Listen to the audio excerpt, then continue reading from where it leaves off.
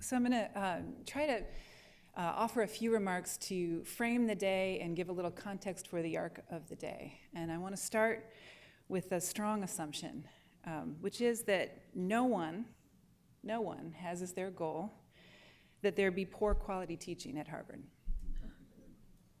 Students don't want poor quality teaching. Parents certainly don't. Deans don't. Department chairs don't. Presidents don't. And instructors don't. Nobody wants there to be poor quality teaching at Harvard. Many of you will be thinking of those stories, the ones that you have heard or experienced yourself, where someone said, don't spend your time on teaching. It's not rewarded here. Even the people who said that still want there to be high quality teaching. They just don't want you to spend too much time because they want you to spend time on other things. Everybody wants there to be high quality teaching. Another assumption, although for this one we have data, while there are many examples of transcendentally excellent teaching, and I've walked in and just sat in on classes and been amazed. There are a lot of moments in the classroom and in other kinds of learning contexts that are sort of middling, and there are still some, I think, fewer and fewer that are poor. And so my third assumption, Harvard can and should offer the absolute best educational experience possible for students. There's no reason why we can't do that. These days, like a lot of people, I find myself envisioning a future that seems sort of apocryphal. There's a landscape that seems kind of harsh and stripped. And then I think, hopefully, about the students. And I think of each one of them as a kind of truly precious seed that, carefully cultivated, can change the landscape of our future. And I think that when we don't attend, when we allow poor quality teaching to happen, we're treating those seeds cavalierly, and it's a mistake. So I'm guessing that most of you in the room, because you're here, you share these assumptions with me. You basically agree that we all want high quality teaching, that there's room for improvement, and that we should be working at Harvard to make those improvements. So then if we wanted to make an intervention at any number of levels, at an institutional level, at a departmental level, at a school level, individual level, what would that intervention look like? In the end, no matter what kind of intervention you think of, the quality of the teaching comes down to the choices that instructors make. Before and during each course or learning opportunity, whether it's short or long, online, residential, the instructor has to make decisions. They've got to do things. They've got to figure out what the syllabus is. They've got to decide what the assignments are going to be. They've got to think about what they're going to do when they're actually in the context with learners. They're designing an experience, and that experience is supposed to have lasting effects. It's supposed to result in new knowledge, new skills. It's occasionally thought that it should be transformative, and that's a lot of responsibility for instructors. As so many have said, even today, not all are given explicit training in the kinds of things that they feel like they need to be equipped to take on that responsibility. You'd think, given that most of our instructors are academic, that if they had questions about how to approach that, they would go to the literature and they would try to figure out what the literature says and the evidence says about how to teach well. So it's kind of interesting and surprising that it seems rare that that's what happens, that people go to the literature. That brings us to the question we're exploring today. Does implementing the science of learning advance the art of teaching? Does it? I think there are questions when people are trying to decide whether to go to the literature. Does it improve learning? What is the science of learning? Where are the boundaries of the science of learning? Does it translate to practice? When does it translate to practice? So in preparation for today's conference, we had a number of lunches and dinners with faculty. And we used a particular provocation to try to get conversation going. And that provocation was an example of a university that was intentionally built around evidence, science of learning and other evidence. And Stephen Coslin, who you hear from, and other colleagues that he worked with, used the science of learning to design both the curriculum and the pedagogy for Minerva. They wrote about their work in a book called Building the Intentional University, and we used that book and the ideas in that book as the provocation for these lunches and dinners. Senator Bob Kerrey wrote a foreword for the book, and you'll see that that's why we have this, this upcoming keynote panel. The book and the ideas in the book really did work as a provocation. Sparks flew in some of these dinners and lunches, mostly the dinners, where there were heated words that were exchanged. Maybe it was the good wine. People said things about the Minerva model that I hope Stephen will take as evidence that the challenge really was taken as a challenge and felt as a challenge. There were some things said like, Minerva, it's just creepy. It's reductionist, hyper-rational, hyper-instrumental, killer of the magic. Someone called someone else an SOB, affectionately, I'm sure. Some faculty suggested that the intentional science of learning approach is only good for some learning contexts, that the reduction of uncertainty may be appropriate for learning some kinds of material, but not all kinds of material. For some kinds of material, many of these people, mostly humanists, said the goal is to cultivate an engaged doubt. Being too intentional is an example of what Wordsworth would call we murder to dissect. Others, of course, were fans of the intentional approach and wanted to know more about the science of learning, wanted to be able to take the conversation of the dinner and what was in the book into the classroom. And a lot of those were scientists. I hope that there are people with all of those views in this room and that we can have today candid discussion, respectful debate, disagreements about these issues. We have 3 goals for these HILT conferences.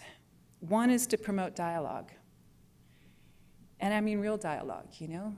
Actually saying what you think, getting to a place where we are moving the institution or us as individuals along. Second goal is to provide new examples, new approaches, new tools that can be used in actual practice, teaching and learning practice.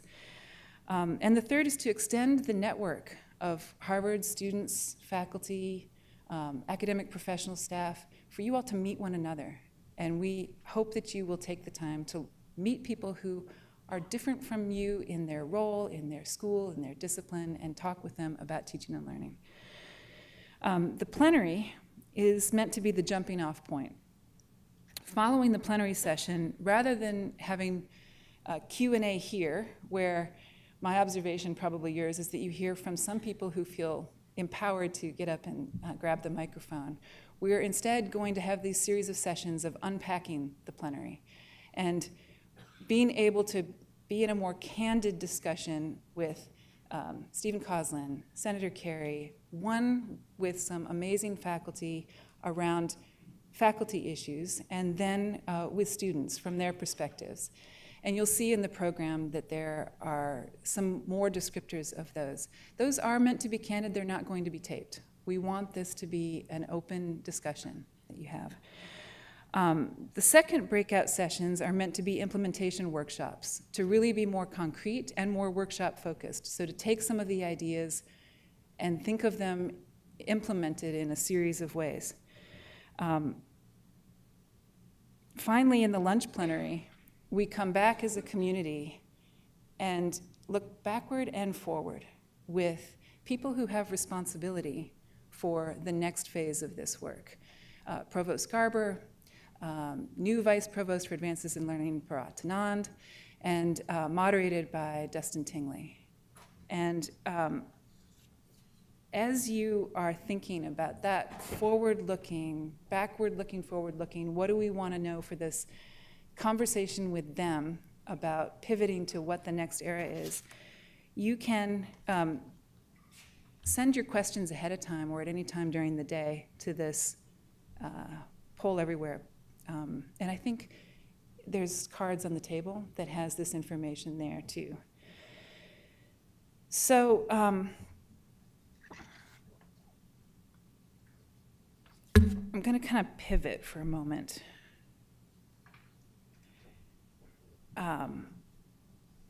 During one of those dinners, a faculty member asked me whether, if I were queen of the world, would I insist that all Harvard instructors design their pedagogy using the science of learning? I've been mulling this over, and I keep finding myself using this sort of elaborate analogy to try to answer the question. The analogy is cooking for a special dinner party. So I do realize that that might sound frivolous. I actually really take eating and cooking very seriously, perhaps as seriously as I take learning and teaching. And I have enjoyed this analogy, so I hope you'll indulge me and let me kind of play it out with you.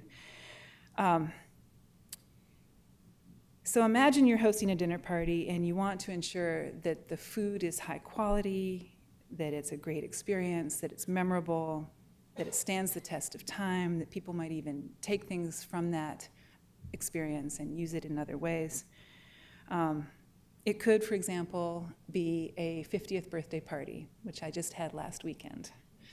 For this, you can think of these different elements. There's the food itself. It has a nutritional value. It can be high quality, it can be low quality. Let's call that the content of the course. This is really important. Any chef will tell you that the quality of the food is really important for whether it's going to be a good meal. We here at Harvard have a real luxury. We can actually afford to do farm to table. We can take right from the research and discovery enterprise into the classroom. So then you have the eaters. They need to be able to digest the food, and some of them might have particular needs. You know, you could have someone who has celiac disease and gets a rash from wheat. You could have someone who just can't stand the sight of raw fish. And you want to be able to understand where those eaters are, what they need in order to have a good quality experience, just like you need to for the students.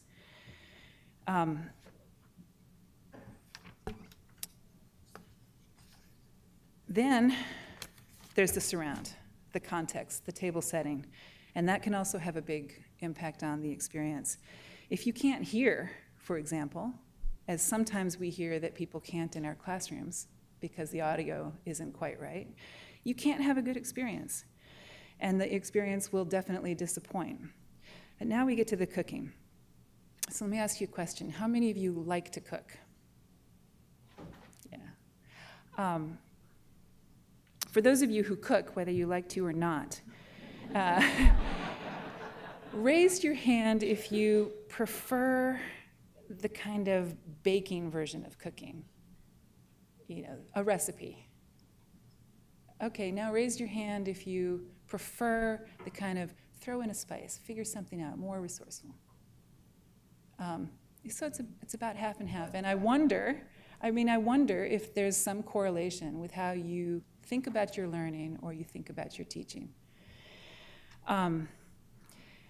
So the point, whether following a recipe or not, you can have great food or bland food. You can have inedible food. Whether using the science of learning or not, you can have great teaching or terrible teaching. Whether you cook from recipes or intuitively, because you've been eating all your life, you are drawing on a lot of implicit knowledge, some of which is accurate and some of which actually biases the way that you cook. Similarly, whether using the science of learning or not, you are drawing on a lot of implicit knowledge from how you learned in all of those classrooms that you've been in. And some of that is helpful and some of it is not. It's like biasing the quality of the teaching because of all that you've intuitively taken in. My opinion, to come back to the question that the faculty member asked me, is that I wouldn't insist, but I would certainly recommend that you use the science of learning. I mean, if you imagine a cook, if they learn the science of cooking, it's not going to hurt them. It might take them a little while to implement what they've learned in a way that feels more natural, but it can't hurt them. And I'd say similarly, it is not going to hurt you to understand the science of learning for your teaching. I am also incredibly sure that using evidence and doing so intentionally, whether cooking or teaching, is better than going through the motions. Unquestionably just cooking like one's parents, unquestionably just teaching the way you were taught. And I think we've all been to those kinds of dinner parties and those kinds of classes that you'd rather not go back to or attend again.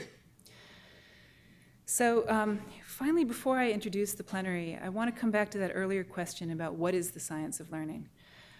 There's not a single discipline, and there are these different strands. And some, cognitive science, neuroscience, education, psychology, all make sense. There's also different kinds of methods. There are some that are more sort of qualitative in nature, and then there are random controlled trials. And they result in different kinds of information and evidence. And some people would call some of that science of learning and some would not. So we could put the boundaries in any number of places around what the science of learning is. There's also a kind of movement that encourages people to be systematic in the inquiry in their own practice of teaching and learning, the scholarship of teaching and learning. And there's a lot of literature that comes from the scholarship of teaching and learning. And there are people in this community who are doing incredible work in the scholarship of teaching and learning, whether they call it that or not. Like any interdisciplinary evidence base, a lot of people question what generalizes and what doesn't. And it's easy to say, well, that wouldn't work here. That isn't important here. Whether it's the study was done in a different field or the study was done in a different school. And I frankly think that's a kind of cop-out. I think you really have to pay attention and think about it and try things out for yourself, and more information is always going to be better than less. So we tried to figure out what we should put in front of you to sort of demonstrate the science of learning. If you get your programs out, you'll see that there is a table, a one-pager, that includes a whole bunch of principles organized in a kind of framework around cognitive, behavioral, affective sort of principles. This is one framework. There are resources that go with that. If you go to the HILT website, by the way, HILT website redone after years and years and years of gathering all of the teaching and learning resources that exist at this university. The HILT website now captures them, perhaps imperfectly, but it is an amazing place to go visit. And there are resources there for the science of learning that are referenced in that table. There are books that have done a pretty good job of pulling all of this together and making it operational. And you can find them, I'm sure, at your local teaching and learning centers. The other thing I'll just say is most of these principles have been around a very long time. This is not really new, 10, 15 years at least. And some of them, it's just common sense. So they don't come across as, wow, we're really learning something new when you look at them. But the research is good. They help people learn better and more. And I'd say one of the best simple, short versions of a principled set of ideas that are operational comes in Stephen's book, The Intentional University. And there's a chapter in there on science of learning, and it includes 16 principles.